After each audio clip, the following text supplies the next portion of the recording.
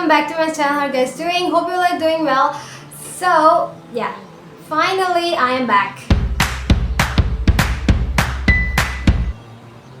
तो नहीं पता आप लोगों ने मुझे मिस किया कि नहीं किया, लेकिन मैंने आप लोगों को बहुत मिस किया और मैंने अपने YouTube चैनल को बहुत मिस किया. But finally I am back with my another video. और ये वीडियो मैं बहुत शॉर्ट बनाने वाली हूँ क्योंकि मुझे पता है आप लोग ज़्यादा लॉन्ग वीडियोज़ देखते नहीं हो. तो जैसे कि आप सबके इल्म है कि अभी जिलहज का महीना चल रहा है, मतलब बकरीद का महीना जारी और सारी है. तो अनफॉर्चुनेटली हमारे माशरे में बहुत से ऐसे लोग हैं जिन्हें बकरीद का मतलब नहीं पता. मतलब बकरीद के महीने में क्या होता है उनको बस ये पता है कि सिर्फ इस महीने में हम कुर्बानी करते हैं, अच्छे अच्छे लजीज़ खाने बना के खाते हैं.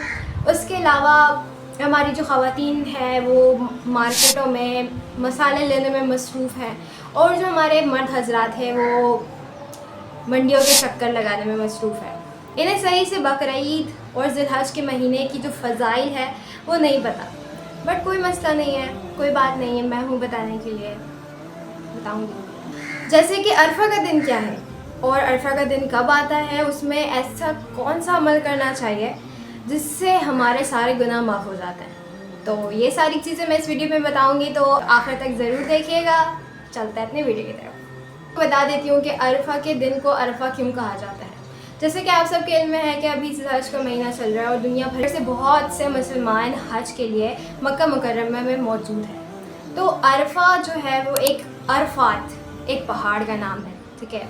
और वो पहाड़ की हैसियत क्या है, उस पहाड़ की अहमियत क्या है, वो मैं बताती हूँ. कि जब अल्लाह पाक ने हज़रत इब्राहीम अलैहिस्सलाम को हुक्म दिया था कि तुम अपनी सबसे दिल अजीज़ चीज़ मेरे राह पे कुर्बान करो, तो इब्राहीम अलैहिस्सलाम हज़रत इस्माइल अलैहिस्सलाम मतलब अपने बेटे को लेकर पहाड़ अरफात में गए थे उनकी कुर्बानी करने के लिए. और वहाँ अल्लाह पाक ने मौजज़ा दिखाया और हज़रत इस्माइल अलैहिस्सलाम की जगह दुम्बा को रख दिया. तो इस पहाड़ में अल्लाह पाक ने अपना मौजज़ा दिखाया था, तो इसलिए ये पहाड़ बहुत ही ज़्यादा अहमियत के हामिल है. और इसके अरकान में से एक अरकान ये है कि तमाम हाजी जो है वो माउंट अरफात में जाकर इबादत करते हैं. तो माउंट अरफात की ही वजह से इस दिन को अरफा कहा जाता है. हज रहे होते हैं तो वो तो बहुत खुशनसीब होते हैं कि उन्हें मक्का मुकर्रमा में जाने का मौका मिलता है.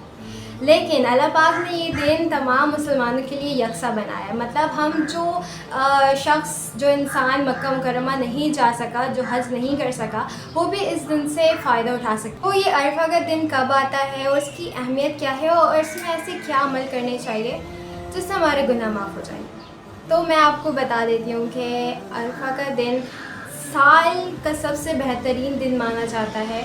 और इस दिन अल्लाह पाक अपने बहुत से बंदों को जहन्नुम से निजात फराहम करते हैं.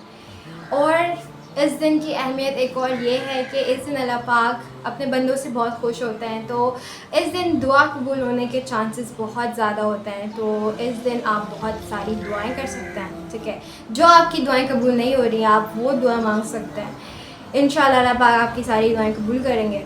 और इस दिन की हुई नेकी अल्लाह पाक को तमाम साल, आपने जितने भी साल में जितने भी दिन होते हैं और उसमें आपने जो भी नेकियां की हैं उन सबसे बढ़तर है. अल्लाह पाक को पसंद है इस दिन की नेकी. तो ज़्यादा से ज़्यादा जो है वो सदका देने की कोशिश करें और लोगों को खुश करें और जो भी आपसे नेकी हो सके आप उस दिन में करें, ठीक है. और सबसे अहम बात इस दिन की ये है कि इस दिन जो रोज़ा रखता है उसके ना सिर्फ पिछले एक साल के गुनाह बल्कि आने वाले एक साल के गुनाह भी माफ़ हो जाते हैं. लाइक अगर आपको अपने पिछले साल के गुनाह माफ़ करवाने हैं और आने वाले एक साल के भी गुनाह माफ़ करवाने हैं तो इस दिन का आप रोज़ा रख लो. आपको कुछ नहीं करना, बस रोज़ा रखना है, अच्छे दिल से रोज़ा रखना है, ठीक है. और अल्लाह पाक से माफ़ी मांगनी है, दैट्स इट. और है ना, ये बहुत कमाल की बात. लाइक अल्लाह पाक बस एक रोज़ा रखो और अल्लाह पाक तुम्हारे पिछले साल के गुनाह और आने वाले साल के गुनाह माफ़ कर देंगे. वाह. और क्या ये दिन कब आता है, ये एक इम्पॉर्टेंट सवाल है जो आप लोगों के जहन में होगा कि ये दिन आता कब है और हमने रोज़ा कब रखना है. तो ये 9 ज़िलहज को होता है. और 9 ज़िलहज कब होता है? बकरीद से एक दिन पहले, ठीक है. मतलब इतवार को पीर को बकरीद है तो इतवार को अरफा का दिन है और अरफा के दिन में आपको रोज़ा रखना है. मतलब इतवार को आपको रोज़ा रखना है. अब ये मेरी वीडियो इतवार के बाद देख रहे हो, मतलब अरफा का दिन गुजर चुका है, तो भी कोई बात नहीं है। अब भी आप इस महीने की फजीलत को हासिल कर सकते हो, इस महीने से फ़ायदा उठा सकते हो, क्योंकि ईदैन की जो रातें होती हैं वो भी बहुत अहमियत की हामिल होती है। तो बकरीद की जो रात है वो भी अगर इबादत में गुजार लो तो आपको बहुत से अजर सवाब मिल सकता है। So buddies, that is about today's video. I hope you enjoy my video, और मैं उम्मीद करती हूँ कि इस वीडियो से आपको थोड़ी बहुत भी नॉलेज मिली होगी।